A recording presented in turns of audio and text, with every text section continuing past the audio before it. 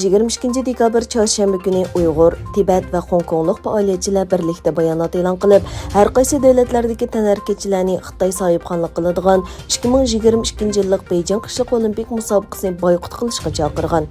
Amerika hökuməti muşu ayının başında Xitayның Uyğurlarga irqi qırğınçılıq və insaniyyətə qarşı cinayət yürgüzüyotqanlığını nəzərdə tutub, 2022 yıllık bېيجىڭ qışlıq ئولىمپىك مۇسابىقىسىنى diplomatik بايقۇت qiladiganligini jakarlagan edi. Rossiya prezidenti Putin Ukrayna krizisi haqida təhdidlik bayanat elan qildi.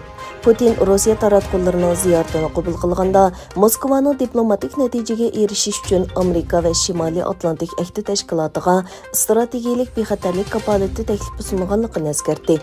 Rossiyaning bexatarlik kapolati uchun diplomatik tirishchanligini davomlashtiradiganligini bayon qilgan Putin, agar bu natijasiz bo'lsa, nima ish bo'ladiganligini so'ralgan. Bizning javobimiz o'xshamasligi mumkin deb javob berdi.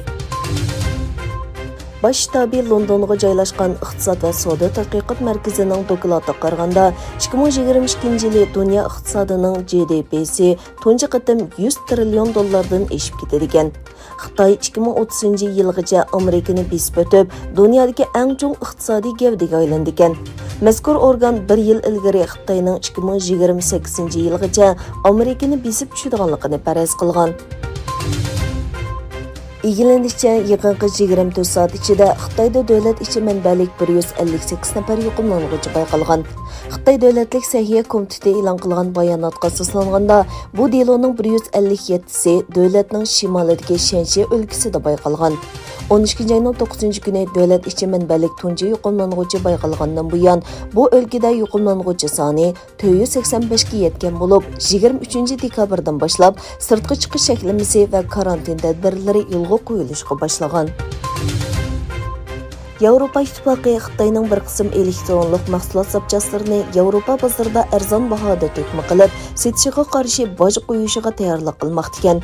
Angliya taratqullarining xabar qilishicha, Xitoyning harakati iste'molchilarni arzon baholiq mahsulotlarga yuzlantirib, Yevropa Ittifaqidagi davlatlarning ishlab chiqarishiga xavf yetkazgan. Xabarda bir yo'silning Xitoy mollariga tamojna beji qo'yish plani Xitoy bilan savdo urushini keltirib chiqarishi mumkinligini bildirgan. Asiya xalqaro xabarlar to'rining xabariga qaraganda, Malayziyada 12 ayning 17 kunidan buyon davomlashgan yomg'irdan keyin nurg'un rayonda kelkun ofati yuz bergan. Doiralar kelkunda hayotidan ayrilganlarning sonining 47 ga yetganligini va yo'qolib ketgan 5 kishini izlayotganligini xabar qildi.